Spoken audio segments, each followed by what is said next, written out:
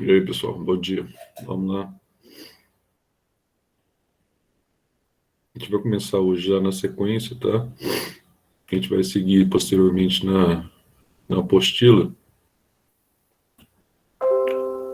sobre as regras de taxonomia. Isso aqui está na... Vou colocar para vocês aqui. A apostila do SAS. Deixa eu mudar isso aqui.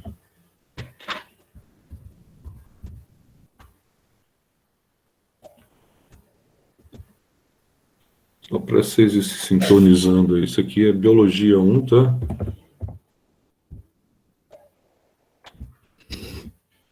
Biologia 1, na verdade, na apostila de vocês. Aula 1. Vou fazer um resumo aqui para a gente começar, para a gente não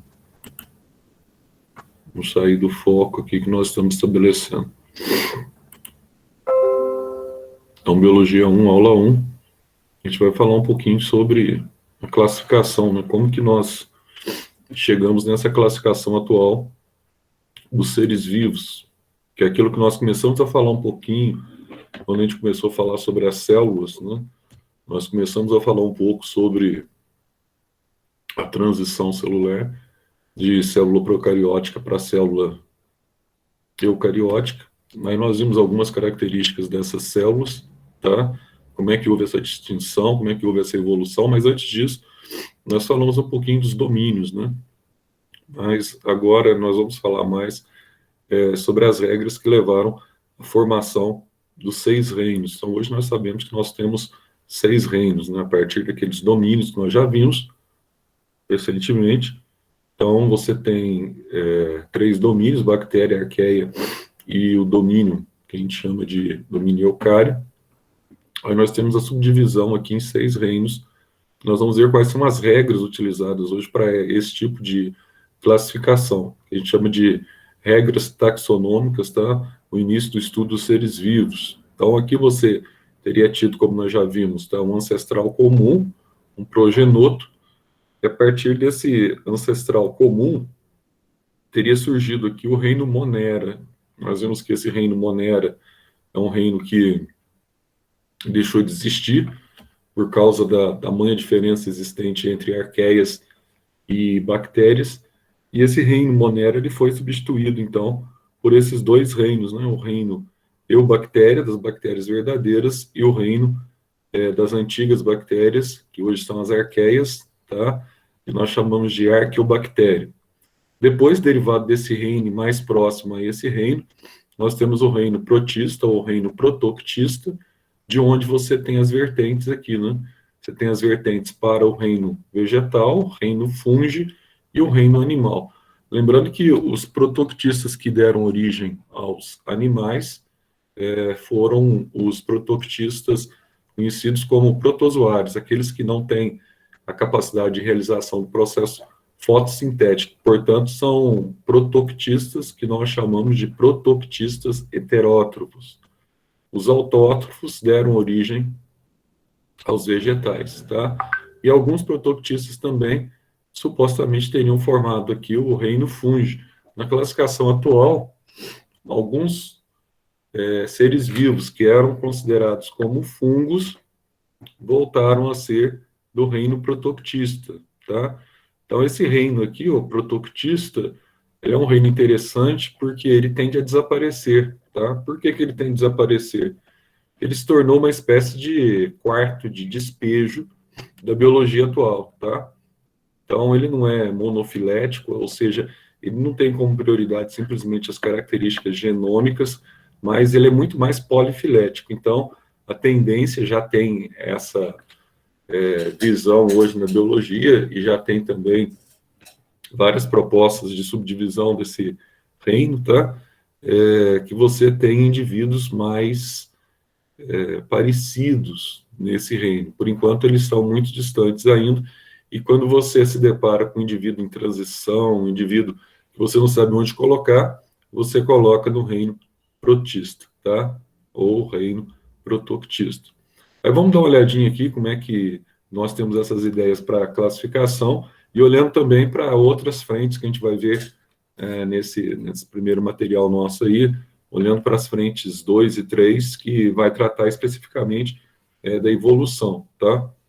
Então, nós vamos ver aqui que o grande pulo, né, para taxonomia, na verdade, foi a partir do século XXI, no início do século XXI, com o advento aí do estudo do genoma, tá? Quando você tem a capacidade de você estabelecer a comparação dos DNAs, tá?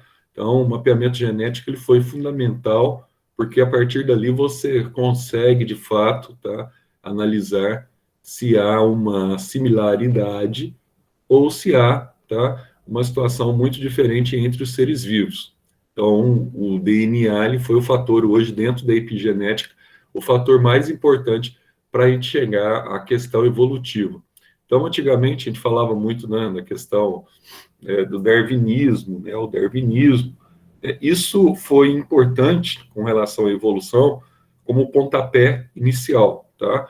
Depois o neodarwinismo e a mutação gênica de Spencer, tudo isso foi importante. A gente vai estudar o histórico da evolução de uma forma geral, isso foi bastante importante para a biologia, mas em termos de descoberta significativa mesmo em relação ao parentesco entre os indivíduos, né, essas descobertas estão muito pautadas hoje no mapeamento genético. Então, isso sim foi uma situação definitiva, digamos assim, no que diz respeito à evolução das espécies.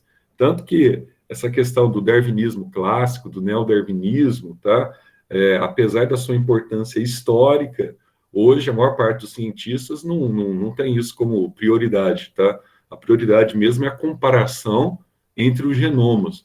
É aquilo que nós falamos recentemente. Você pegar, por exemplo, um genoma do homem, né, que é um cordado, né, que é da classe mamífero, filo cordado, classe mamífero. Quando você compara com o genoma, né, de um macaco, por exemplo, você vai ver ali uma similaridade muito forte, tá? O gene do homem, o gene do macaco, você pegar o gene do homem com o gene da baleia, você vai ver, então, uma similaridade extremamente, tá, forte, inclusive por isso que eles são classificados, né, no mesmo filo, na mesma classe, obviamente.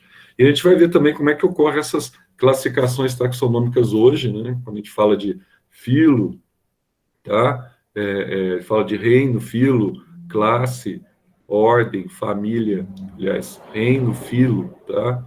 Aí você começa a descer, né? Classe, ordem, família, gênero e espécie. A gente vai ver tudo isso, tá? Então, primeiro, como é que surgiu essa questão? Então, primeiramente, a grande, né, inovação na classificação, ela está pautada nisso aqui, ó, o desenvolvimento, tá, dos seres vivos. Esse desenvolvimento aqui da comunidade científica, na sua visão dos seres vivos, ela é fundamental, tá, para que eles chegassem num acordo aí com relação ao grau, isso aqui, ó, fundamental, ó, duas palavrinhas, ó, o grau evolutivo, tá? E como é que nós estabelecemos esse grau evolutivo aqui, tanto na regra antiga quanto na regra nova, tá? Hoje ficou mais fácil ainda, e das ideias aqui, ó, evolutivas também darwinianas. Então, isso aqui também foi fundamental, ó. Então, como é que nós estabelecemos o grau evolutivo? Por exemplo, quando você estabelece uma classificação geral dos seres vivos, a tendência, quando você está trabalhando com o reino animal, a tendência é você estabelecer essa classificação em função daquilo que o indivíduo ele representa. Então, olha só, estou trabalhando com animal. Qual animal seria mais próximo aos cordados, aos peixes, aos anfíbios, aos répteis, às aves e os mamíferos, que são os cordados? Qual animal seria mais próximo? Então, aí você começa a olhar no retrovisor, tá, da evolução e analisar os animais que eram classificados pelo senso comum, ainda são classificados como, de forma artificial, como vertebrados e invertebrados, tá? Então, você tem animais com uma derivação óssea, que são animais mais complexos, e você tem animais sem essa derivação óssea, tá? Ou seja, uma derivação óssea ou uma derivação cartilaginosa. E você vai ter animais sem essa derivação óssea, que são os invertebrados, que não tem vértebra e nem coluna vertebral, como acontece, tá, com os cordados. Aí quando você compara esses dois, você fala assim, olha, entre os invertebrados, quais seriam, né, os animais que estão mais próximos de nós? Quais seriam? Aí você começa a analisar alguns aspectos, não só do aspecto evolutivo, mas outros critérios também que são bastante importantes, que nós chamamos aqui, ó, dentro da biodiversidade do planeta, nós chamamos aqui de graus de parentesco, tá? Esse grau de parentesco aqui, ó, ele é de suma importância para você estabelecer essa taxonomia, essa classificação. Então, por exemplo, por que quando você se depara hoje na apostila de vocês, no livro de biologia, etc, tal, você vai ver assim, ó, os equinodermas são os parentes mais próximos, tá, dos cordados. Aí você pega e fala assim, pô, Zé, mas por que os equinodermas? Qual a razão de ser dos equinodermas ser os parentes mais próximos que nós temos, né? Aí você começa a analisar alguns aspectos, além da questão, tá, do genoma, além da questão da epigenética, você começa a analisar alguns aspectos com relação, por exemplo, a ideias evolutivas e grau de parentesco e o tipo de reprodução, tá? Esses aspectos, eles são fundamentais para você determinar parentesco evolutivo. Então, vamos citar os equinodermos. Bom, os equinodermos, eles são tidos como invertebrados, e o são, né? Você tem ali as estrelas do mar, você tem ali o pepino do mar, a serpente do mar, você tem ali o lírio do mar, você tem ali o ouriço do mar. Então você tem 5 classes de indivíduos que compõem os equinodermos. Fala, nossa, Zé, é porque muitas vezes a gente tem aquela visão de quando eu tenho um determinado parentesco evolutivo, parece que esse parentesco evolutivo ele está pautado na forma dele, né? Como que ele está, etc. Tal, tá pautado. E na verdade não tem nada a ver com isso, né? Diretamente. Tem a ver muito com a reprodução, com a embriologia comparada, com a epigenética e com a forma, tá? De que esse indivíduo ele se apresenta. Então vamos pegar lá os equinodermos. Por que ele é parente próximo nosso? Tem uma razão específica, e essa razão, ao longo dos anos, não quer seja Enem, quer seja vestibular, ela sempre foi muito questionada, sempre foi muito cobrada, tá? Qual seria essa razão, Zé? Bom, a razão é quando nós comparamos os aspectos que envolvem embriologia. Se nós recordássemos lá no primeiro ano, quando nós vimos todo o processo embriológico, nós vamos ver um detalhe interessante.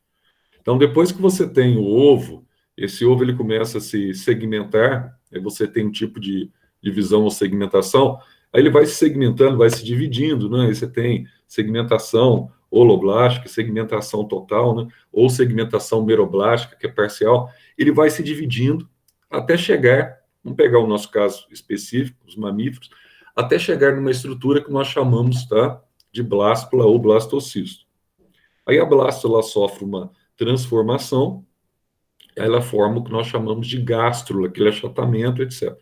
Naquele processo de gastrulação, você tem ali o início da formação do nosso intestino, daquilo que vai ser o intestino primitivo, do embrião, tá? Depois da gastrulação, você tem a neurulação, você tem a fase da formação aí da região encefálica, etc. Mas na gastrulação acontece um episódio, tá? Que define muitas vezes de forma coesa o nosso tipo de parentesco evolutivo, por exemplo, com os equinodermos. O que acontece, Elisa, na gastrulação?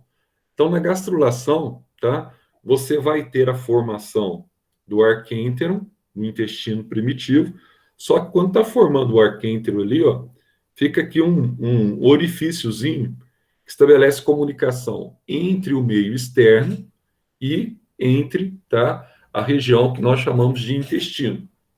Bom, Zé, esse orifíciozinho aqui, qual que é o nome dele?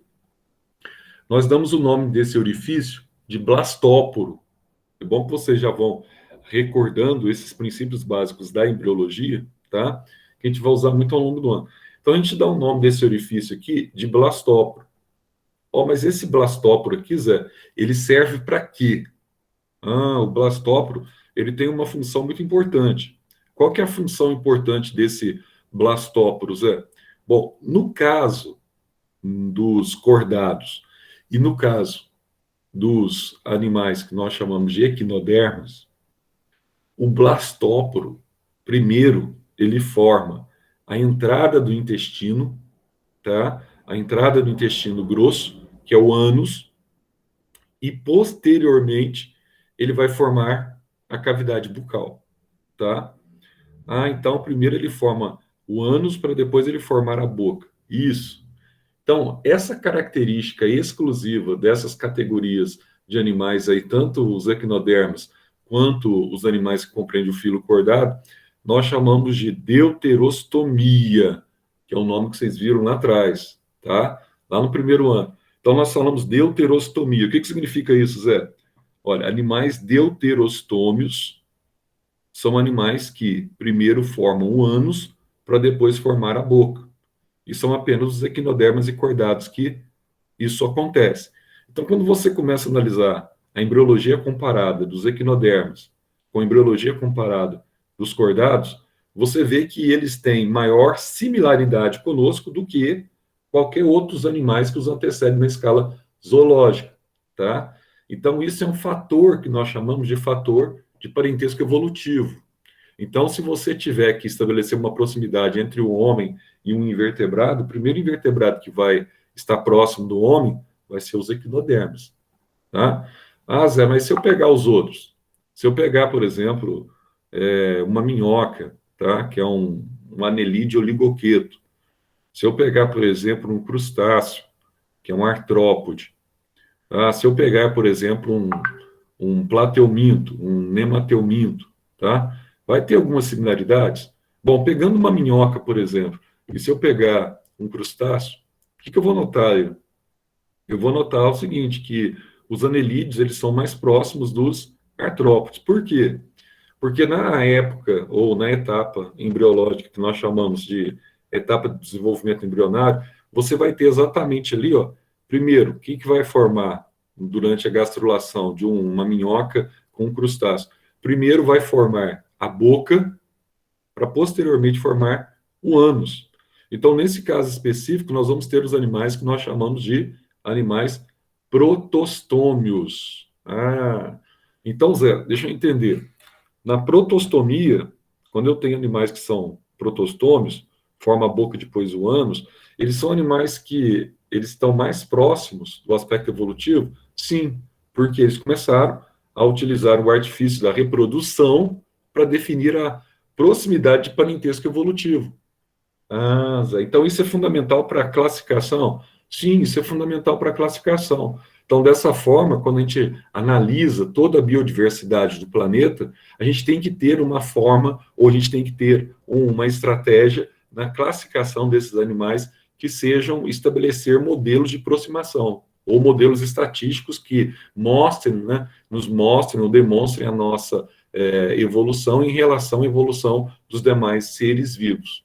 E quais foram os processos adaptativos que levaram a esse tipo de evolução. Eles passaram por evolução convergente, a gente vai ver essa questão. Eles passaram por irradiação adaptativa, então a gente vai ver toda essa situação, tá? Em termos de evolução que leva à classificação. Então, assim, quando você analisa de uma forma geral a questão da classificação desses seres vivos, uma coisa interessante que ela muitas vezes ela não responde diretamente a um critério específico, apenas um critério específico, ou aquilo que nós chamamos de um critério rígido e formal. Você tem pontos de vistas específicos com relação à questão das regras taxonômicas. Tanto que, em alguns casos, em livros diferentes, você pode notar que há um certo reposicionamento quando você estuda aquela questão da cladística, tá? Ou cladograma, quando você vê lá, né, que tem um peixinho, que tem um anfíbio, etc. tal, tá? Quando você estuda essas regras, você vê que vai haver aí alguns pontos de vista diferentes em termos de cientistas, mas a maioria converge para um só, tá? Mas são vários os critérios adotados. A gente vai ver aqui quais são esses critérios, tá? Que a gente vai adotar aí para a classificação dos indivíduos de uma forma geral no planeta. Então, olha só. Primeiro critério que eu gostaria de deixar claro com vocês, que é um critério fácil, você guardar, é tranquilo, é esse critério aqui que fala sobre a classificação artificial e natural. O que é isso, Zé? Bom, o que é uma classificação artificial? Toda vez que eu falar sobre classificação artificial, é aquela classificação do senso, que a gente chama de classificação do senso comum, tá? Aquela classificação que todo mundo meio que sabe, ainda que muitas vezes de forma errônea, mas ele tem um certo conhecimento acerca dessa nomenclatura.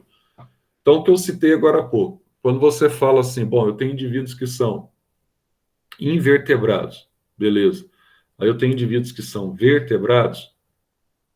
Isso é uma classificação artificial e simples, tá? Ela é pautada simplesmente numa situação que você tem ali no dia a dia. Você tem indivíduos que, tipo assim, tem vértebra e coluna vertebral, podendo não ter crânio, e indivíduos que não têm vértebra e nem coluna vertebral. Então, não está levando em consideração se o indivíduo ele tem um tipo de evolução, que ele é deuterostômio ou protostômio, se a embriologia comparada dele tá, é um fator evolutivo. Não. Ela só está levando em consideração essa regra artificial. A outra regra artificial. Você pega as plantas. Ontem nós vimos que, na verdade, hoje, na biologia natural, nós temos, então, a classificação dos vegetais. Aí nós vimos que nós temos as briófitas, nós temos as pteridófitas, gímenos e angiospermos. Mas aí no senso comum, aí você pede para o indivíduo, ainda que ele não tenha nenhum grau de escolaridade, você pede para ele assim, ó, como é que os vegetais ou as plantas, elas são classificadas? Aí vai dizer para você assim, bom, são classificadas em quê? Em ervas, tá? Os pequenos arbustos e árvores. Por exemplo, isso é um sistema artificial de classificação. Artificial aqui entenda como superficial, tá? Sem conhecimento diretamente vinculado a um respaldo científico maior, tá? Então, é um conhecimento superficial. Já o conhecimento natural, ele vai envolver aqui, ó, uma série de regras que são fundamentais, tá? Aí sim, nessa classificação natural, você sai dessa mesmice, dessa coisa de vertebrado simplesmente invertebrado, embora, para a gente falar, desde que você tenha um conhecimento mais aprofundado, para a gente estabelecer e falar, para você visualizar e para você pensar, não, a gente não pode desprezar o vertebrado e invertebrado, tá? Por quê? Porque é coisa que todo mundo sabe. Quando você fala que um artrópode é um invertebrado, ninguém tem dúvida quanto a isso, tá? Quando você fala que um inseto é invertebrado, por exemplo. Mas essa classificação, então, classificação natural, ela está pautada hoje em alguns aspectos, tá? Fundamentais estabelecidos na biologia atual. Primeiro aspecto, que eu já mencionei, a questão da deuterostomia e da protostomia, está relacionado à embriologia comparada. Tá? Então, não só está relacionado à embriologia comparada, mas também ao desenvolvimento do embrião, principalmente nas etapas da gastrulação. Tá? Então, você vai comparar o desenvolvimento embrionário dos seres vivos para você ver até onde há um determinado parentesco evolutivo, aquilo que nós falamos no início da aula, tá? Outra coisa interessante é o estudo do cariótipo de cada espécie. Então, quando você está estudando o cariótipo das espécies, o que você está estudando, na verdade?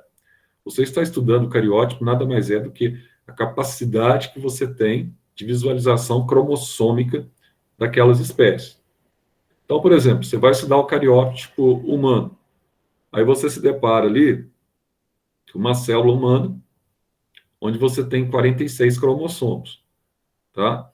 Ah, então, esse cariótipo, esses cromossomos, eles se aproximam mais de quem?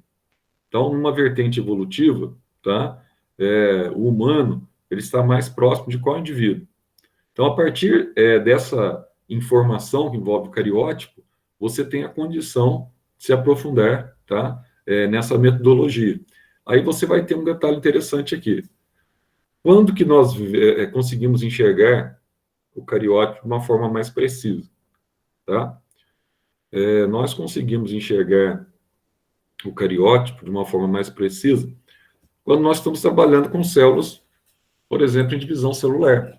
Aliás, ontem eu falei para vocês sobre divisão celular, que é importante para vocês assistirem às aulas sobre mitose e meiose, né? Aquelas aulas curtas, porque sempre a gente vai estar voltando e falando sobre isso, quer seja vegetal, quer seja no animal, isso não muda, tá? Então, olha só, quando você fala de divisão celular, então você tem a prófase, depois você tem a metáfase, né? E durante a fase da metáfase, onde você tem ali os cromossomos ali na mitose se deslocando para a região equatorial da célula, tá? Ali você tem, tá? Nessa fase você tem a capacidade ali de visualização de uma forma bem clara, bem nítida do cariótipo dos indivíduos, tá? Do conjunto ali de cromossomos que compõem esse indivíduo. Então, por isso que divisão celular está todo relacionado na biologia de uma forma geral, não tem como você fugir dela. Tem uma matéria assim que a gente chama de matéria prioritária, né? Para você ter todos os conceitos biológicos. Outra coisa interessante é estabelecer a comparação entre a evolução das espécies, tá? Não só a evolução, mas também os fatores que levaram a essa evolução, como, por exemplo, a adaptação. A gente vai estudar isso também, tá? Ou seja, a capacidade que as espécies apresentam de distribuição geográfica mesmo, que levaram à sua evolução. Então, por exemplo, hoje você tem o gato, você tem o tigre, você tem o leopardo, você tem o guepardo, enfim, todos eles são felinos, você entende? Então, se são felinos, eles são, desde o gato doméstico até eles têm uma mesma vertente evolutiva. Aí qual que é o papel da biologia? O papel da biologia é entender como é que houve esse processo evolutivo. Principalmente quando você compara, por exemplo, você compara um cão com um lobo. Né, Zé? Mas eles são muito parecidos. Sim, eles são muito parecidos, né? Só que tem um detalhe. Eles são indivíduos do mesmo gênero, mas são indivíduos de espécies diferentes. Você fala, bom, então, se eu pegar, por exemplo, o cão, é o Canis familiaris, não, né? Se eu pegar o lobo, é o Canis lupus. Mas ambos têm o mesmo gênero, Canis. Assim como você pega a zebra, você pega o cavalo, você vai se deparar com a mesma situação. Mas são indivíduos de espécies diferentes. Então, se eles se cruzarem, a tendência é não produzir descendência fértil. A tendência é não produzir descendência fértil, tá? Tem algumas exceções aí. Você tem, por exemplo, o jumento, uma égua que acaba desencadeando descendência fértil, mas é exceção. Aí você tem um híbrido, né? Aliás, você acaba produzindo descendência não fértil, que não consegue se reproduzir. Forma o burro e a mula, né? Mas isso é uma exceção. Normalmente, quando você cruza indivíduos de dois gêneros iguais, espécies diferentes, não há prole fértil, tá? Desses indivíduos. Então, o que aconteceu com o lobo? Né? Bom, o lobo, analisando essas regras de taxonomia, embora eles sejam da mesma família dos cães, você tem uma diferença. Então, acredita-se que o cão doméstico ele tenha surgido naquela região do Oriente Médio. Depois ele veio para cá.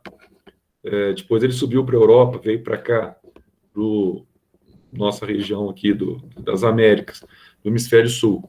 Aí o que supostamente aconteceu? Esse cão ele foi migrando para a região do Polo Norte. Aí com essa migração ele era cão doméstico. Mas com essa migração ele passou por um isolamento reprodutivo, tá? Ao chegar na região do Polo Norte. E nessa região do Polo Norte, ao ser submetido a um isolamento reprodutivo, aí teve um aspecto legal com o cão. Qual foi esse aspecto legal com o cão, Zé? Nesse isolamento reprodutivo, tá? Ele se isolou das outras variedades de cães, tá? Aí você tem uma distribuição geográfica, depois um isolamento geográfico e reprodutivo, que começaram, então, lá no Polo Norte, começaram a só cruzar aquela variedade de cães. Aí, entre eles, começa a surgir espontaneamente fatores evolutivos, como, por exemplo, a mutação, tá? Aí começa a desenvolver uma nova raça e futuramente começa a desenvolver uma nova espécie. Ah, então aí surgiu o Canis lupus. Isso, Canis lupus, diferente do nosso cão aqui, que é o Canis familiaris, tá? Então essa evolução, essa distribuição geográfica são fatores fundamentais para a gente estabelecer aqui a regra de classificação. Por isso que na regra de classificação a gente coloca, por exemplo, o cão tão perto do lobo, o homem tão perto do macaco, tá? Porque há muitas similaridades nesses aspectos aí, além das similaridades genéticas do cariótipo e assim vai. Bom, analisando essas regras, nós temos algo aqui que a gente pode chamar de classificação básica. Essa aqui é aquela classificação mesmo basicona. Ah, Zé, mas ela é importante? É, bastante importante. Por quê? Porque nós usamos as nomenclaturas dessa classificação básica muito no nosso dia a dia, tá?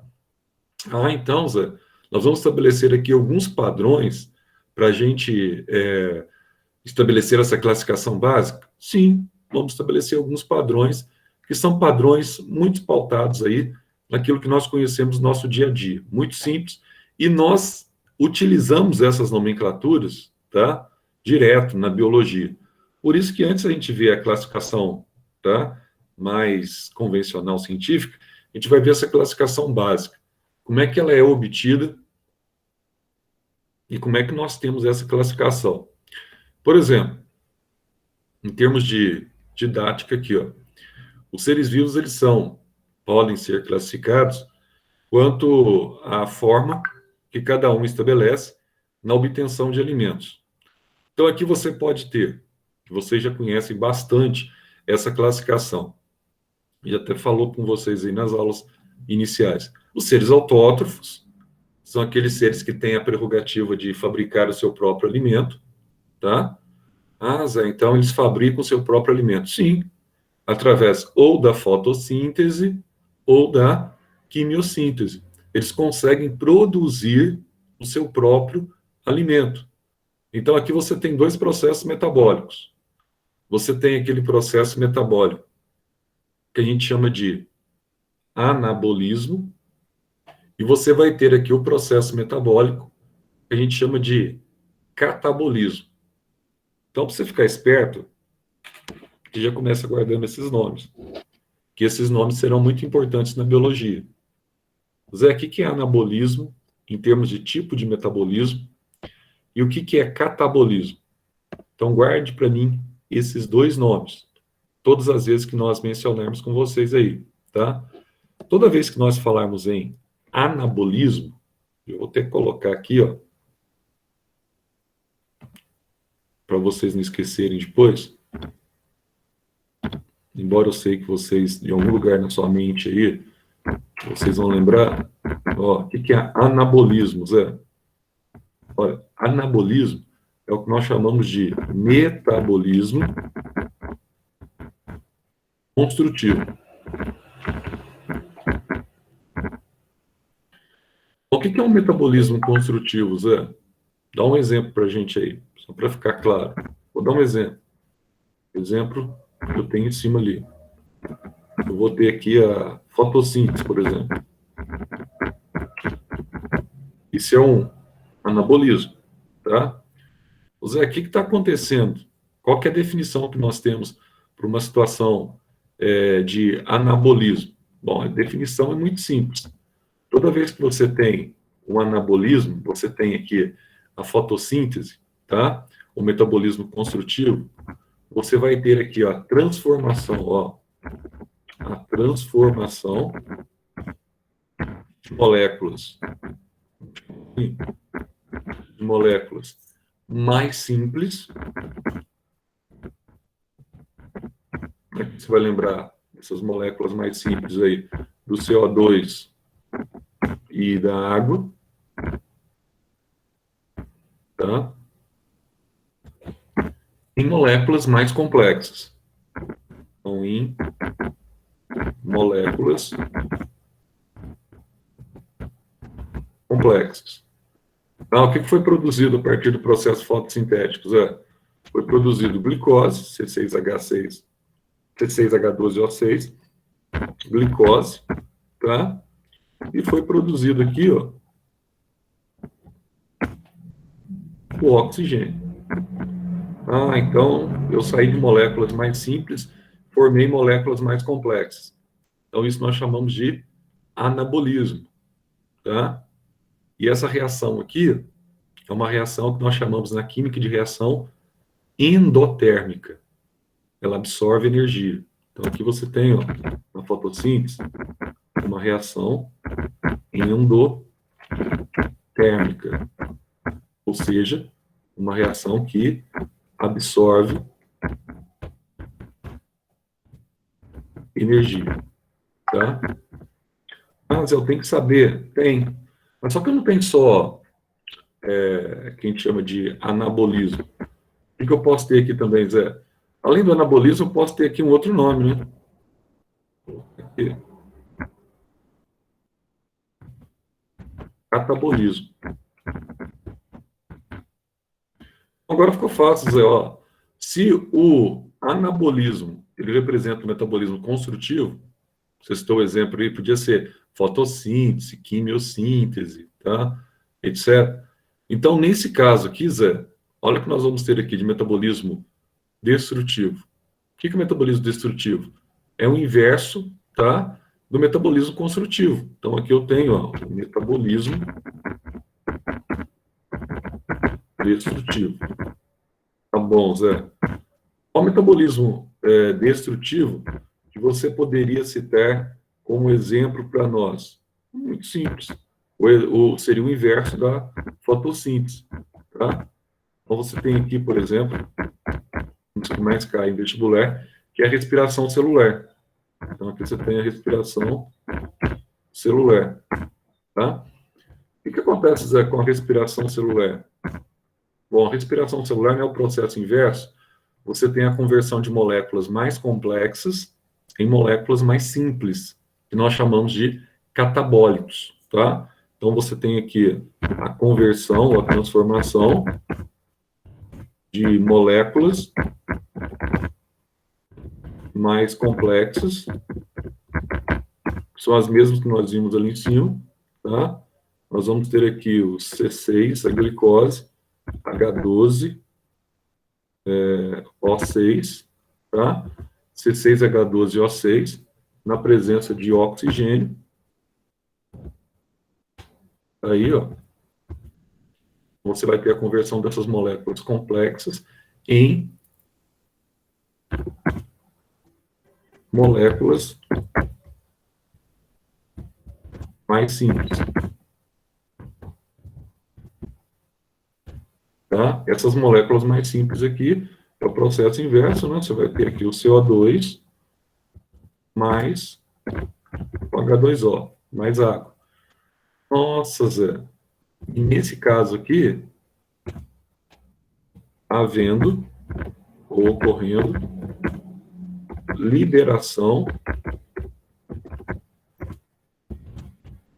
de energia, tá? Então, nesse caso aqui, Zé, você tem uma reação que libera energia. Se eu tenho uma reação que libera energia, eu tenho uma reação exotérmica, no caso da respiração. Então, aqui eu tenho uma reação exotérmica, no caso específico da respiração, tá? Então, eu posso ter dois tipos de metabolismo. Então, como é que eu vou guardar isso, Zé? Bom, você vai guardar de forma bem simples. Quando a gente está falando de metabolismo construtivo, sempre você vai do mais simples para o mais complexo, tá? Então, você tem um metabolismo construtivo.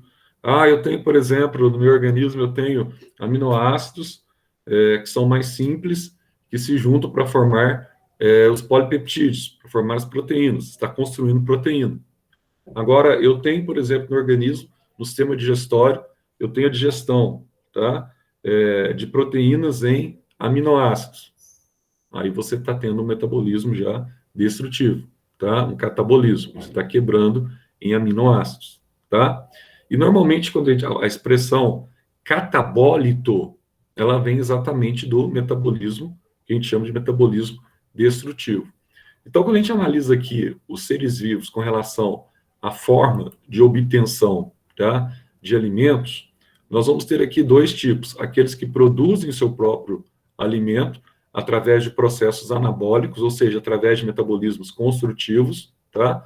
Como nós já vimos a fotossíntese, rapidamente, e a quimiossíntese, tá? Em células pró e eucarióticas, e nós vamos ter aqui os indivíduos heterótrofos, ou ainda heterotróficos, aqui pode ser autotróficos, tá? O nome é o mesmo. E questões relacionadas a essa nomenclatura caem muito, porque essa é uma das nomenclaturas, como nós vimos no ano passado, mais importantes no que diz respeito à ecologia, tá? Então, são nomenclaturas comuns na biologia atual. Então, olha só, heterótrofos, então, você já sabe, são aqueles organismos que não conseguem produzir o seu próprio alimento, que é o nosso caso. Então, eles são obrigados a alimentar-se de matéria orgânica já pronta, tá? Matéria orgânica já pré-estabelecida. Esses são os seres que nós chamamos de heterótrofos, beleza? Então, você pode classificar, tá correta essa classificação básica, tá? E aqui vem essa observaçãozinha aqui, tá? Sobre anabolismo e catabolismo. O Zé, tem outra forma aqui para a gente estabelecer aqui uma outra classificação básica que a gente usa no cotidiano da biologia? Tem sim, tá? Quanto à capacidade de produção de matéria orgânica. Então, nós vimos quanto aos tipos de indivíduos, agora quanto à obtenção do alimento, agora quanto à capacidade de produção de matéria orgânica. Então, muito simples, nós podemos chamar alguns indivíduos de fotossintetizantes, tá? São aqueles indivíduos que conseguem reverter ou converter a energia luminosa em ATP, ou seja, em energia química. Lembrando que o ATP é aquela molécula energética, tá? Fundamental para a célula ir liberando o seu conteúdo ali paulatinamente. Então, dá para fazer isso, Zé? Dá, tranquilamente. Então, tem os seres fotossintetizantes, dentre os quais eu tenho aqui os vegetais, tá? Eu tenho aqui, eu tenho bactérias, cianobactérias, né? Que são seres fotossintetizantes, as cianobactérias exclusivamente, e tem também as algas, que também tem clorofila, tá? E tem essa capacidade de realizar fotossíntese. E tem aqueles seres que participam do ciclo do nitrogênio. A gente estudou ano passado também o ciclo do nitrogênio, lá na ecologia, né? Que o SAS tem um material bastante vasto nessa parte. Nós estudamos aí a quimiossíntese, que é aquela produção de compostos orgânicos a partir de compostos inorgânicos, utilizando-se a energia liberada numa reação química exotérmica, tá? Ou seja, você pega algumas bactérias, por exemplo, algumas bactérias nitrificantes que realizam a quimiossíntese. Então, essas bactérias têm a condição de pegar, por exemplo, uma amônia no solo, tá? Essa amônia, na presença de a bactéria Nitrosomonas, vamos citar o nome dela, amônia na presença de oxigênio, a amônia vai passar por um processo de oxidação, tá? Ao passar por oxidação, você vai incorporar o oxigênio na amônia. Aí você vai formar um composto que nós chamamos de composto, tá? Inorgânico oxidado. A amônia era um composto inorgânico reduzido, na presença de oxigênio, ela forma um composto inorgânico oxidado. Aí ela vai liberar energia química nesse processo de oxidação do composto inorgânico, tá? Essa energia química liberada no processo de quimiossíntese é utilizada pela bactéria para que na presença de CO2 e água ela consiga produzir o seu próprio alimento, produzir o seu carboidrato. Portanto, quando a gente fala em fotossíntese, você tem a produção de energia química da luz. Quando você fala em quimiossíntese, você vai ter a produção de energia química a partir, basicamente, tá? Da energia liberada de uma reação química exotérmica, tá? Nesse processo de oxidação, você tem energia liberada que vai contribuir na presença da mesma matéria-prima da fotossíntese, que é o gás carbônico e a água, você vai contribuir para a formação de um açúcar para essa bactéria do solo, que consegue produzir o seu próprio alimento. Outra forma também, que a gente viu ano passado, que a gente usa muito essa forma aqui, principalmente na ecologia, com relação ao hábito alimentar, né? Como é que nós dividimos os indivíduos naquilo que nós chamamos de níveis tróficos, né? Principalmente tratando aqui dos indivíduos heterótrofos, né? Aqueles indivíduos que se alimentam de matéria orgânica pronta. Como é que nós definimos essa classificação desses indivíduos? De forma muito simples, tá? Você tem os indivíduos que se alimentam apenas de vegetal ou de vegetais. Esses indivíduos nós chamamos de herbívoros, tá? Você vai ter os indivíduos que se alimentam apenas de proteína de natureza animal. Nesse caso, você vai ter os indivíduos que nós chamamos de carnívoros, tá? E você tem aqueles indivíduos na cadeia alimentar que comem os dois. Comem tanto herbívoros, tá? Como comem carnívoros, que são os carnívoros, tá? Maiores. E ainda você tem indivíduos que conseguem se alimentar de produtores, e que são os vegetais, e que comem também proteína animal, que é o nosso caso. Nesse caso, nós somos considerados, então, o quê? Onívoros. Então, nós somos carnívoros e vegetarianos, ou somos herbívoros e carnívoros simultaneamente. Então, nós temos uma dieta mais vasta, tá? A dieta onívora, que é o nosso caso aí. O exemplo mais marcante que nós temos é o homem. E aproveitando também que a gente já viu, e só revisionando aqui esse início, nessa classificação básica, quando nós estamos trabalhando com cadeia alimentar, tá? Cada nívelzinho que nós estamos trabalhando na cadeia alimentar, a gente chama de nível trófico, ou seja, nível nutricional, tá? Então, cada nível desse é um nível nutricional. Então, entre os níveis nutricionais, quem que nós vamos ter aqui na cadeia alimentar que nós já estudamos no ano passado? Nós vamos ter aqueles indivíduos autótrofos, que têm a capacidade de produzir o seu próprio alimento. Então, esses indivíduos aqui são os produtores, tá? Nós vamos ter os indivíduos que são heterótrofos, após eles, todos aqui são heterótrofos. Então, nós temos os consumidores primários que comem os produtores, ou seja, acabamos de ver, são os herbívoros. Nós temos os consumidores secundários que comem os herbívoros, que são os carnívoros. Nós temos os terciários, tá?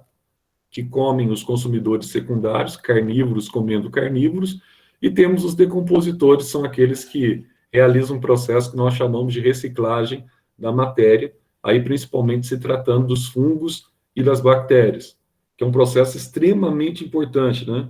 Que eu sempre bato com vocês, reciclagem da matéria não é aniquilação da matéria, pelo contrário. Esses seres, eles têm, tá? Eles têm um objetivo muito forte na cadeia alimentar, porque eles conseguem atuar sobre um cadáver em putrefação e converter a matéria orgânica desse cadáver em matéria inorgânica. A gente viu também no ano passado, principalmente cálcio e o fósforo, tá? Ao realizar essa conversão em cálcio e fósforo, esse cálcio e fósforo fica disponível no solo e vai ser interceptado e absorvido pelas raízes das plantas, tá? Então, você tem essa condição, que já você conhece bem. Agora, vamos entender aqui um pouquinho do histórico das regras de nomenclatura e o histórico da taxonomia. Bom, isso é antigo. Se nós pegássemos lá, a gente falou recentemente lá, o pensamento grego e a influência na química, né, com relação à formulação de ideias de composição da matéria, do átomo, nós vamos ver aqui agora um outro detalhe legal, interessante, tá? Obviamente que os pais gregos, eles opinaram com relação à divisão, né, dos seres vivos. E Aristóteles, por exemplo, ele enxergava, né, que os seres vivos eram divididos entre plantas e animais. Então, era a percepção filosófica que ele tinha com relação à divisão entre os seres vivos, tá? E dentro dessa noção aí, você tinha que os animais estavam, tá, subdivididos em um meio em que se moviam, né, Podia ser animais aquáticos, animais aéreos ou animais terrestres. Aí tem um problema, né? É um problema que o pessoal fala, né? Por exemplo, você pegava o morcego, o que acontecia com o morcego? Bom, o morcego era um animal aéreo. Então ele estava na mesma categoria de qualquer animal que voasse. Ah, mas então, Zé, poderia cometer um erro. Erro para nós hoje, não para eles naquela época. Hoje, por exemplo, morcego, você sabe que é um mamífero, né? É como se fosse um rato com asas. Ele é um mamífero, um morcego. Enquanto que a maioria dos animais aéreos são aves. Então, entende que esse problema era muito artificial, era muito superficial, esse tipo de classificação? Ah, tudo que está voando da mesma categoria. Não é, tá? Então, você tem mamíferos voando. Você tem mamíferos, tudo que está na água é peixe. É assim? Não é, tá? Você tem baleia, que é um mamífero. E ela está também na água, tá? Então, você tinha essas dificuldades iniciais quando começou-se a dar o pontapé inicial nessa questão aí das regras para a nomenclatura. Mas é óbvio que esse pensamento aristotélico ele vai ficando para trás, tá? Ele vai deixando aí de ter essa influência, mas ele, de certa forma, ele contribuiu para o pensamento, tá? Lá na frente, né? Para o nosso pensamento hoje, porque quando você vai agrupar as plantas hoje, você lembra lá no passado que Aristóteles ele já pensava entre animais e plantas, e hoje você agrupa as plantas, aí você tem plantas com flores, plantas sem flores, tá? Quais são os fatores que levam à diferenciação de cada uma?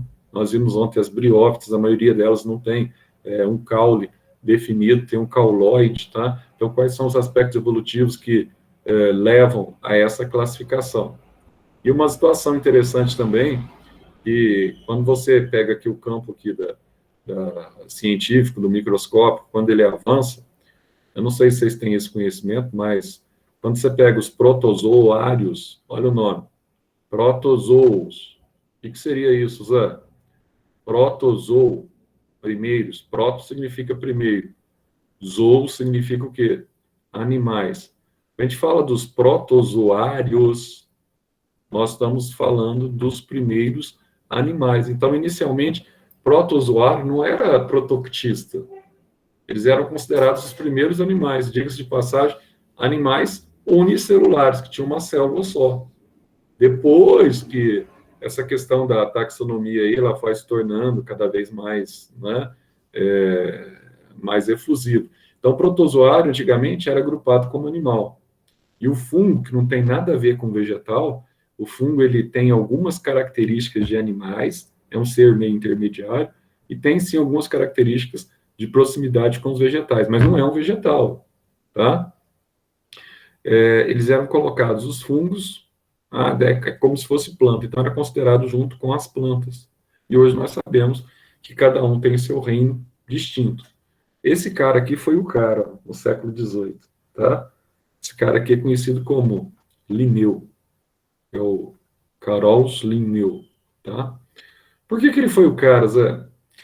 Esse cara ele foi um dos primeiros a ter a sacada que ele teria que colocar nomes distintos para seres distintos, e ele estabeleceu também a regra do nome binomial. Você coloca o nome do gênero, tá? E você coloca o nome da espécie, tá? No indivíduo de forma binomial. Então, cada indivíduo ele teria que ter um nome. Ah, eu falei de rato agora, pouco. Aí, na época, como é que eles chegaram ao nome do rato? Eles olhavam esse músculo aqui do braço, ó, e se você pegar na anatomia e olhar o músculo mesmo, ele lembra um ratinho. Aí você fala, bom, mas esse músculo aqui, ó, ele lembra um rato, a forma de um rato. Aí sabe o nome que eles deram, tá?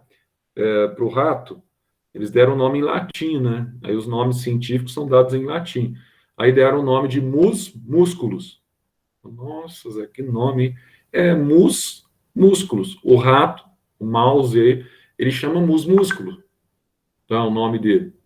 Então, não tinha um critério, assim, para dar essa nomenclatura. Tinha que saber que, assim, o rato, ele teria o nome dele, tá? O homem, Homo sapiens, nós teríamos o nosso nome. Aí a planta X, sei lá, o arroz, ele teria o nome Oryza sativa. E esse cara foi o primeiro, no século XVIII, que começa a estabelecer essas nomenclaturas. Tanto que o nome científico hoje, note você, que você tem lá o nome do feijão. Você vai ver lá assim, Phaseolus, com PH, né? Phaseolus vulgaris, aí no final tem um L, ponto.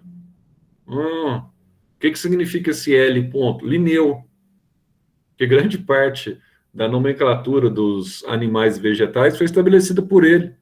Então, sempre você vê, ele é um cara extremamente humilde, né? E colocou o L lá para falar assim, não, fui eu que coloquei o nome, entende? Então, o cara é fera. Então, esse cara aqui ele foi muito importante na biologia.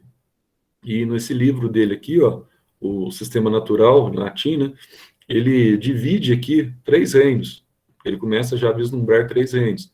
O reino mineral, tá? O reino vegetal e o reino animal. Então, ele já dá um passo maior do que o Aristóteles, né? E aqui, ó, ele vai agrupar os indivíduos, ó, ele é o primeiro, tá? Que começa a estabelecer essa questão aqui, ó, classe, ordem, gênero, espécie e subraça, que a gente chamou de subraça, mas que são as variedades dos seres vivos, tá? Então, esse sistema ficou conhecido como o sistema de Linneu, tá? E cada indivíduo, então, você tem o gênero e você tem, então, a espécie, tá? Um único gênero e espécies diferentes. Então, cuidado com essa questão de gênero e espécie quando você vê um nome científico, porque você vê lá o nome que eu falei, por exemplo, o rato, então, mus é o gênero. Músculos é espécies? Não. A espécie é o nome junto, músculos. Isso é espécie. Você tem canis lupus e canis familiares. Qual que é o gênero? É canis só, dos dois. Qual que é a espécie? Na hora que você falar o nome da espécie, você não fala só do final, não. Quando você fala o nome da espécie, você tem que falar canis lupus e canis familiares, tá? Bom, aí vem o século XIX. Esse cara aqui, o ano passado, o nome dele está escrito errado aqui, né? O ano passado nós estudamos sobre um conceito dele, que é o Ernst Haeckel. Esse cara aqui foi o pai da ecologia, tá? Da biologia. Esse biólogo. Ele que estabelece aquele conceito de ecossistema, casa habitada, a interação entre os seres vivos e o ambiente físico, onde eles estão, etc. Tal. Esse cara aqui foi muito importante, mais lá para o fim do século XIX, tá? E ele que começa a ter as primeiras ideias, que depois foram desenvolvidas lá na frente, tá? Com relação aos reinos. Os reinos que ele chamou aqui o reino da bactéria, o reino dos fungos, o reino das algas, o reino das plantas e o reino animal, tá? Em 77, embora ainda desfocado, o pessoal não levou muito em consideração essa classificação, só vai levar em consideração essa classificação de fato quando você tem uma visualização mais nítida do genoma de uma arqueia e uma bactéria, jamais aqui entrando no século 21, você tem essa classificação que a gente já falou com vocês, a classificação de Woese, né? Que ele estabelece aqui os domínios. Então, ele estabelece os indivíduos em 2 domínios, que é o domínio procariota e o domínio, tá, eucariota. Está relacionado àquelas aulas que nós falamos semana passada, com relação à diferenciação das células. Só que no domínio procariota, nós temos o domínio das bactérias e o domínio das arqueias. A gente falou para vocês que o homem é mais similar, é mais parecido com o DNA de um homem, é mais parecido com o DNA de uma alface do que o DNA de uma bactéria em relação à arqueia. Então, são muito diferentes e antigamente nós colocávamos todos no mesmo reino, que era o reino Monera, tá? Mas nós sabemos hoje que são muito diferentes. Então, hoje você tem o reino Monera, ele desaparece nas classificações mais recentes, você passa a ter o reino Eubactéria e o reino Arquebactéria, tá? e aqui o domínio eucária, que é o domínio dos eucariontes. Então, ó, dentro dessa taxonomia aqui, dentro da sistemática na biologia, nós já vimos isso. Você tem os domínios, que nós vimos lá no início da aula também, e os reinos, tá?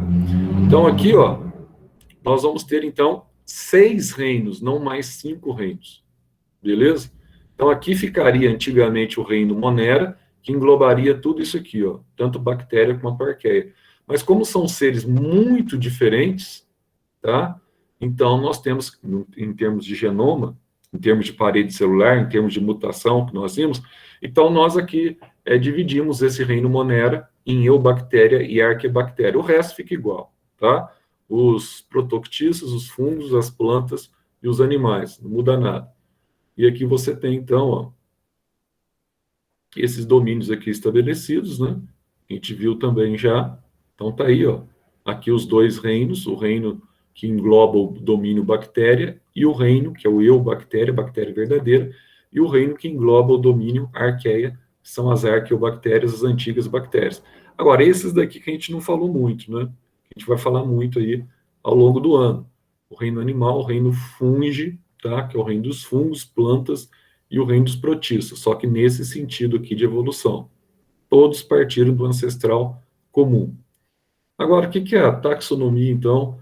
O que é a sistemática? O que é essa área da biologia aí que a gente vai estudar todo esse processo de biodiversidade em função da classificação dos seres vivos, tá?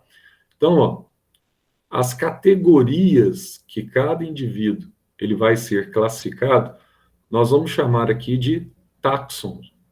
Nossa, então isso aqui significa táxon, o estudo é o nome das categorias. É o nome das categorias. E quantos táxons que nós vamos estudar aqui, ó? A princípio, nós vamos estudar 9 táxons principais, tá? Quem são eles? Quem são esses táxons aí, ó? Então, o mais específico de todos é o táxon que nós chamamos de espécie, tá? Então, um vai englobando o outro. Então, a gente vai ver aqui, ó, nesses táxons aí, que você tem, então, a questão da espécie, depois você vai ter aqui a questão do gênero, depois você vai ter aqui, ó, as famílias que englobam os gêneros e as espécies, depois você tem, acima das famílias, você tem a ordem, tá? Acima da ordem, você tem aqui a classe, acima da classe, você vai ter o filo, acima do filo, você vai ter o táxon, que nós chamamos de reino, tá? E acima do reino, você vai ter o que nós chamamos de domínio, que até sugeriram o nome, tá? De super-reino, onde você vai ter aqui a mesma coisa, super-reino bactéria, super-reino arqueia, super-reino, tá? Eucário. Mas esse super-reino não pegou muito não, ficou mesmo o domínio, tá? E todos eles estão naquilo que nós chamamos de superdomínio, onde você tem os seres de natureza aqui, ó, bióticos, ou seres que são considerados seres vivos, porque você tem aqui uma célula definitiva, que é um pré-requisito para a formação dos seres vivos. Além desses seres, nós temos a comunidade que a gente chama de abiota. Que eles não são seres vivos, mas eles compreendem uma grande comunidade que eu falei para vocês, que é o caso dos vírus, que são parasitas intracelulares obrigatórios, tá? Mas há quem defenda hoje você ter, então, um domínio aí só dos vírus, tá? Há muitas propostas hoje que não foi ainda respaldado pela comunidade em geral, mas tem um apreço de grande parte dos cientistas. Aliás, tem muitos cientistas que defendem que isso já deveria ter sido feito, tá? Então, analisando essa situação aqui, ó, quando nós pegamos o homem, por exemplo, tá? Qual que é o superdomínio dele? Hoje nós chamaríamos de biota, tá? O domínio dos seres celulares, vivos. Zé, qual que é o domínio? Ele apresenta a célula eucarionte. Então, o domínio dele seria o domínio eucária. Qual o reino que ele participa, Zé? O reino animal. Filo. Qual que é o filo que nós participamos? É o filo dos cordados, animais com crânio e coluna vertebral, tá? Qual é a classe que nós estamos? Nós estamos na classe mamária, tá? Qual que é a ordem nossa? É a mesma ordem dos macacos. Você vai vendo aqui, quando você compara o macaco, ó, até aqui é tudo igual, tá? Até aqui, ó, até primatas, a nossa ordem. Aí qual que é a nossa família? Hominídeo, tá? Qual que é o nosso gênero? Homo. Aí qual que é a nossa espécie? Tá aí, ó. Espécie homem sabido, né? Homo sapiens. Então essa é a nossa espécie. Então hoje, ó, principalmente isso aqui, ó, eu vou usar superdomínio. Tudo bem. Pode usar superdomínio, mas o importante aqui você tem que saber, ó, tudo isso aqui, ó, reino, filo, classe, ordem, família, gênero, espécie. Isso aqui é coisa de criança, mas não tem como. Você tem que saber alojar os seres vivos a partir, tá, dessas colocações. Então tá aqui, ó, biota, que tem vida celular. Então você vai ter aqui, ó, o domínio, o reino, filo, classe, ordem, família, gênero e espécie. Então, cada situação dessa é um taxonzinho, tá? É uma categoria que nós chamamos do sistema aí, que nós identificamos como taxonômico. Mas aí, Zé, eu posso estabelecer aqui uma subespécie? Posso.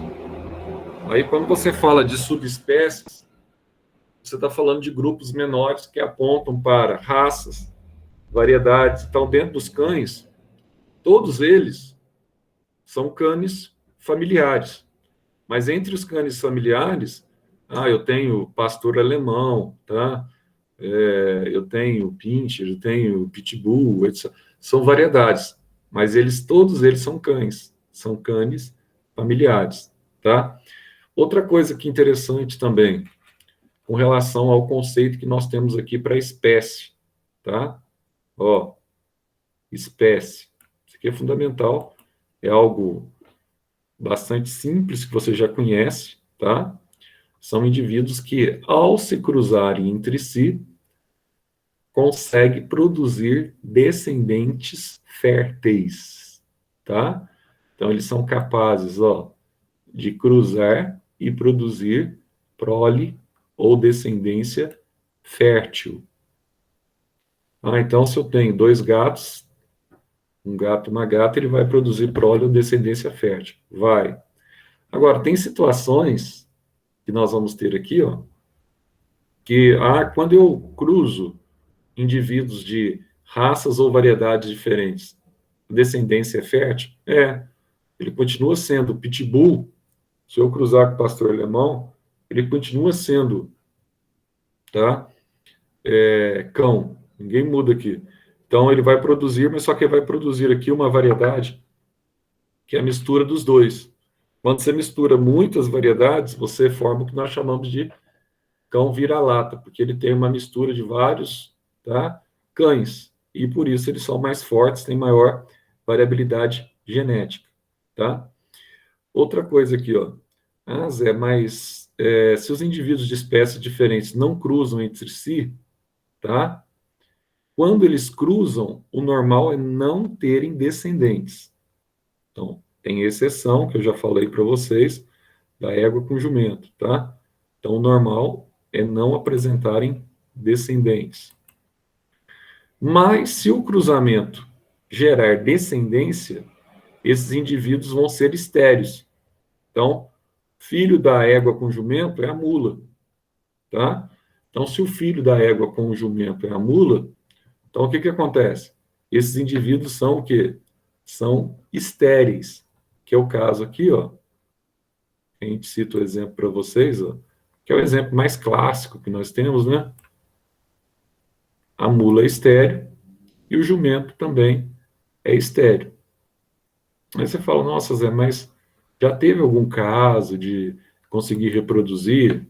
Pior que já, né?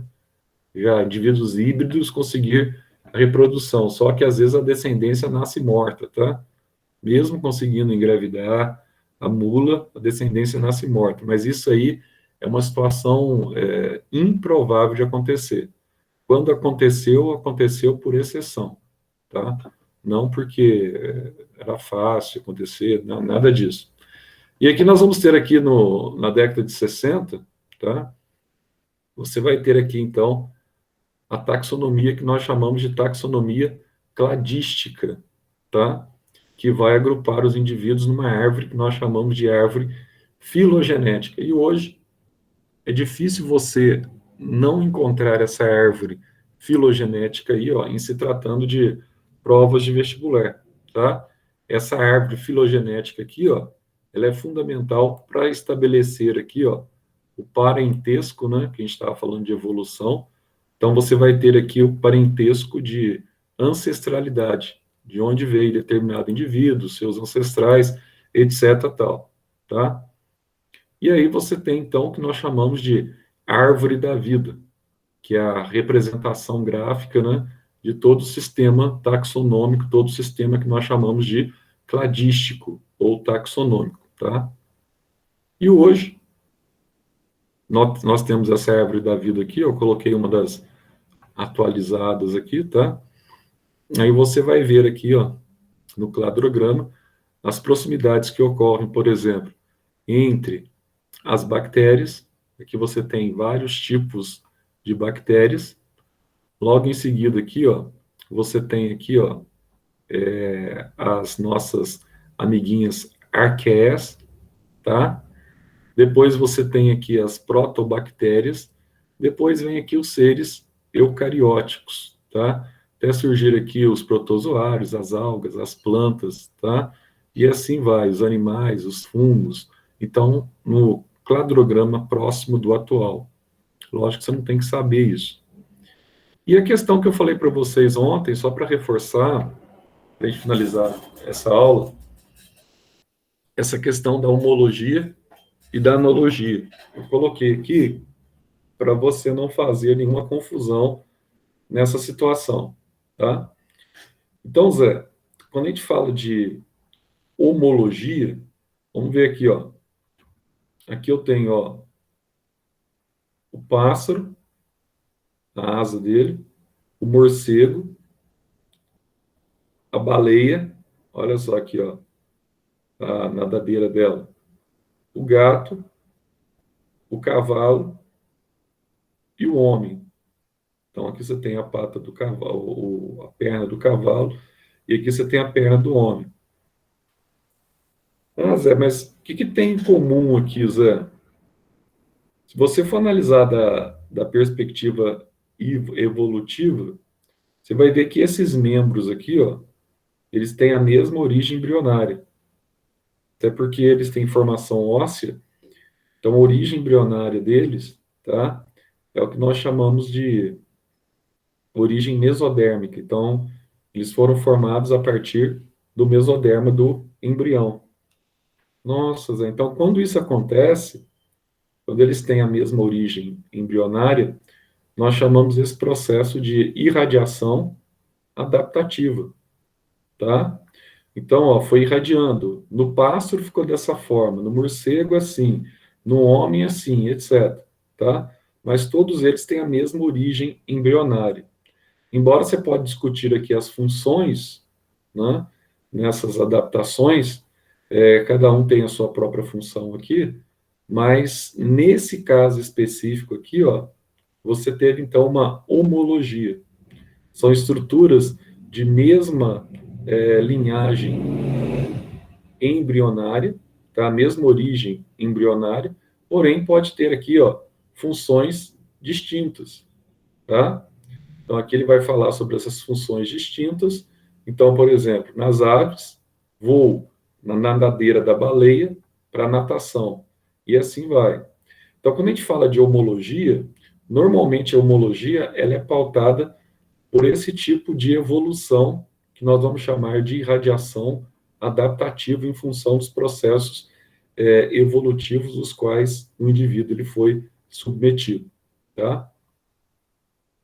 Já a analogia, Aquilo que eu falei para vocês aquela hora.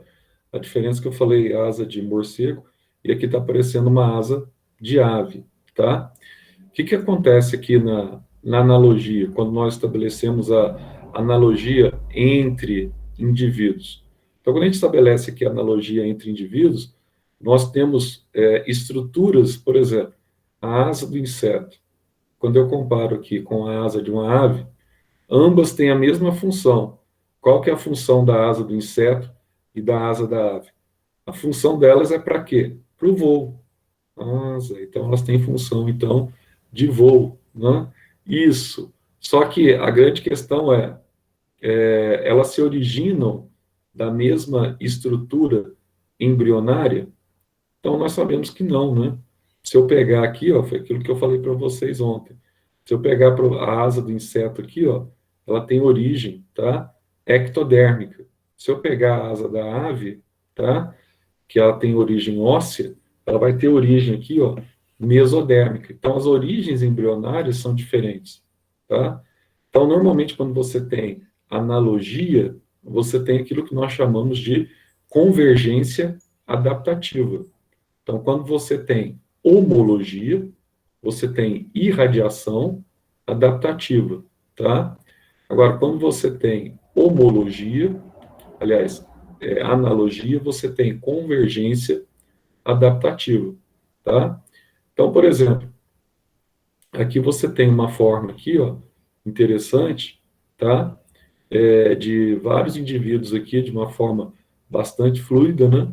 No ambiente aquático, todos eles aqui, ó, são indivíduos de ambientes aquáticos e que, de certa forma, herdaram essa capacidade de adaptação e apresentam estruturas para adaptação no sentido que a gente chama de convergência, tá? Convergiram. Então, eu tenho uma foca, eu tenho um golfinho, eu tenho um peixe. Então, eles têm uma convergência, mas são indivíduos de origens embrionárias distintas. São indivíduos análogos, não indivíduos homólogos, ou são estruturas que eles apresentam análogas, não estruturas que nós chamamos de homólogas, tá?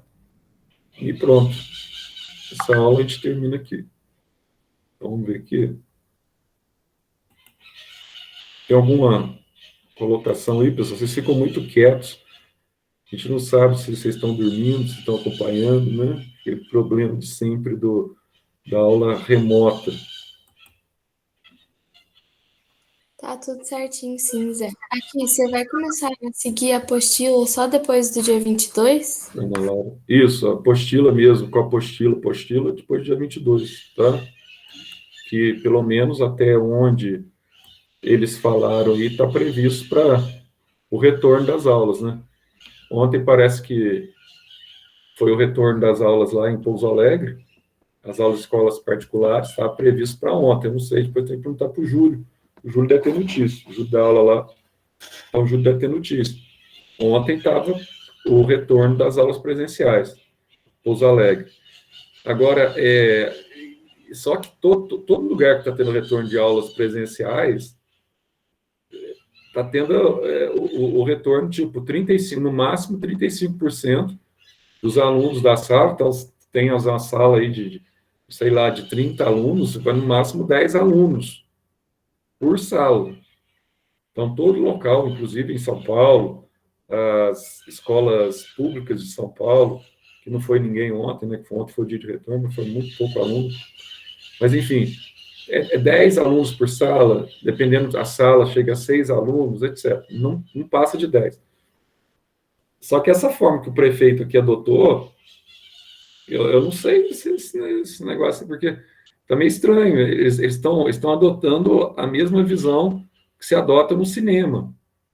Né? Então, assim, tem que ter 1,5 m de distância. Isso se adota no cinema, no restaurante e tal.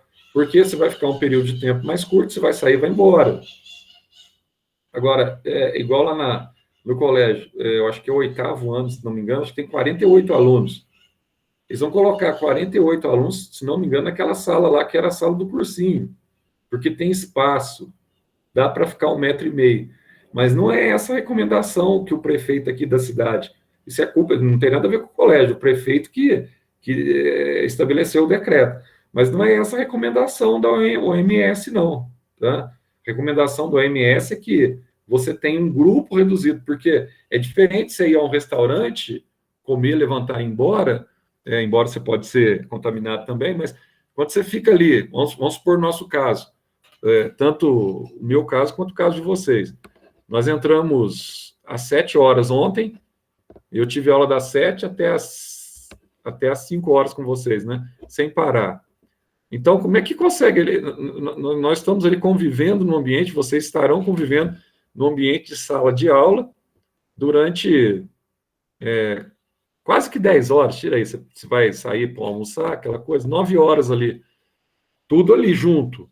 Ah, mas tem espaço. Mas o problema é que, se um espirra, mesmo que você tiver com máscara, só o espaço não adianta. Então, tem que ter uma distância significativa para pessoas que vão conviver juntos durante um período muito grande.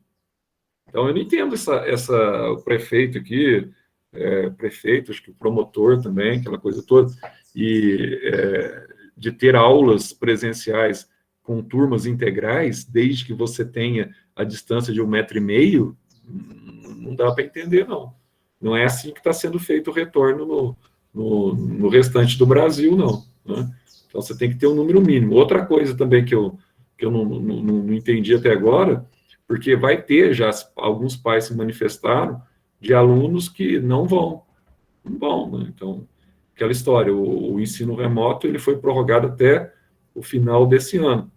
Exatamente nessa expectativa de que uma parte fique em casa, você tem uma alternação, né? Você tem uma mudança, né? Uma parte em casa e uma parte presencial, né? 35% presencial. Aí nessa semana, aqueles que foram presenciais, semana que vem, remoto para eles e presencial para aqueles que querem vir, enfim. E para aqueles que têm algum problema de saúde mais grave, alguma coisa assim, tem o direito de ficar em casa.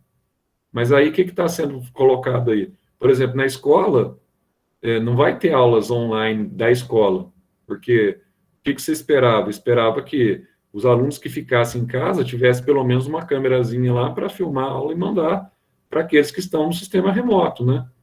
Mas parece que vai ser tudo presencial. Então vai ter um grupo de alunos que vai ter, por exemplo, no estilo do Estado, né, que recebe material em casa, vai receber apostila, aí, então não dá para entender ainda. Aí vai ter um dia na semana para um tipo de plantão geral, né, para esses alunos que ficaram em casa, que não tiveram aulas remoto. Então, eu acho que tem que ter, né, algumas escolas aqui já se adaptaram a essa questão, eles vão colocar essas duas possibilidades, aula remota e aula presencial. Então, o professor está lá na sala, beleza. Alguns alunos estão lá na sala. Você está filmando o professor e está mandando para o aluno que está em casa. Simples assim, né? Mas aí parece que o pessoal foi ver aí preço de... Aí quer colocar coisa de primeiro mundo, acho que é estúdio de gravação, né? Coloca uma câmera, não sei o quê, que custa 25 mil reais. Não existe. A gente transmite os cultos, por exemplo, na igreja, tem um programinha para transmissão dos cultos, etc. Tal. O programinha, de fato, não é barato, mas também não é aquela coisa assim, cara, né? Mas você consegue fazer tudo com câmera de celular, fica perfeito. Você tem a mesa de edição, fica tudo perfeito. Você coloca as câmeras de celular mesmo, né? E ela recebe a imagem e transmite nos cultos, não tem problema nenhum. Não sei onde o pessoal arruma tanta dificuldade, né? Acho que a forma mais correta agora para o retorno seria essa forma mista. Uma parte em casa, uma parte na escola, e essa parte que está em casa acompanhasse da mesma forma o professor dando aula na escola, no quadro, etc. Tal, uma câmera posicionada. Mas aí o prefeito aqui, ele, sei lá, pensa diferente, né? Tem umas ideias meio esquisitas aí, né? Mas deixa a política para lá. Pessoal, vamos lá, vocês colocam para mim, então, por favor, aí a presença aí no chat aí, tá? Vocês colocam aí quem está presente, que já fica armazenado aqui, fica mais fácil para a gente. E vamos. E outra coisa, deixa eu perguntar um detalhe para vocês aqui, antes que eu esqueça. Falaram alguma coisa para vocês com relação à semana que vem? Não sei se vão ter aula normal, não vão. Semana que vem, acho que, se não me engano, já é É assim, ainda não falaram nada, mas no calendário está escrito recesso. Pois é, porque o prefeito, por decreto municipal, o comércio vai ter norma para impedir o pessoal o pessoal anencefalo de ir para a praia, essas coisas e tal. Ele não impede nada, né, na verdade. Mas está como recesso o calendário de vocês, então? Tá, então está como recesso. Provavelmente, então, as aulas, segunda e terça, não deve ter aula, então, né? Se é recesso. Porque aqui em Alfenas, o comércio vai funcionar normalmente. Agora, eu não sei as escolas, né? Como é o nome? O que é isso aqui, Zé? Como que é o nome do pessoal, Zé? Anencefalia, velho? É que não tem cérebro, cara. Você que tá Micheloto. Anencefalia que o pessoal não tem cérebro, não tem consciência, depois fica chorando, né? Ah, fulano morreu, não sei o quê. Ah, eu peguei Covid, agora eu fiquei tantos dias na UTI. Pegar Covid, qualquer um pode pegar. Infelizmente, por mais que a gente, né, se cuide, vê uma pessoa que é da sua família, você acaba tendo contato. Foi o que aconteceu com o professor João Vinícius, por exemplo. Foi uma infelicidade tremenda. Mas, pelo menos, a gente tem que ter a obrigação de nos cuidar, né? Oi. Do João Vinícius é Covid? O professor João Vinícius é Covid. Vamos estar Obrigada, orando. tá bem? Ele está bem, o João Vinícius, está bem. E o problema dele é que ele ficou com algumas sequelas, sabe? Ele pegou, foi do. Deixa eu lembrar aqui, eu acho que é cunhado dele, casado com a irmã dele, que é médico em São Paulo, coisa assim. Acho que é cunhado, ou cunhada, cunhado, se não me engano. Aí veio com a família, no encontro da família e tal, foi visitar uma coisa assim. Aí não, mentira, o irmão dele teve contato com o cunhado, coisa assim. Aí quando veio para Poços, aí teve contato com os irmãos em Poços, etc, tal, transmitiu, pegou a família toda dele, quase. E, inclusive, a esposa dele, a filhinha dele também, pegaram, contraíram Covid. Só que o João, os demais não tiveram nada. Acho que parece que foram assintomáticos, não tiveram nenhum problema. E o João, ele ficou com problema um pouquinho na garganta, até onde eu sei, não precisou de hospitalização, não. Mas ele teve 30% do pulmão dele ficou comprometido, sabe? Aí ele está com um pouco de dificuldade ainda, inclusive na fala, dor de garganta, aquela coisa toda. Ele não está totalmente restaurado, restabelecido. Da Covid, sim, mas ele ficou com essas sequelas, tá? Ele teve, mas agora é aguardar a melhora, né? Tem gente que fica com sequela no olfato, fica com outras sequelas e demora um pouco mesmo para passar. Mas graças a Deus ele está bem nesse sentido, mas como a gente precisa de voz para dar aula, né? Como é que ele... Esses dias até ouvi um pouco a voz dele, que ele mandou um agradecimento lá no grupo, e a voz dele tá debilitada demais mesmo, tá?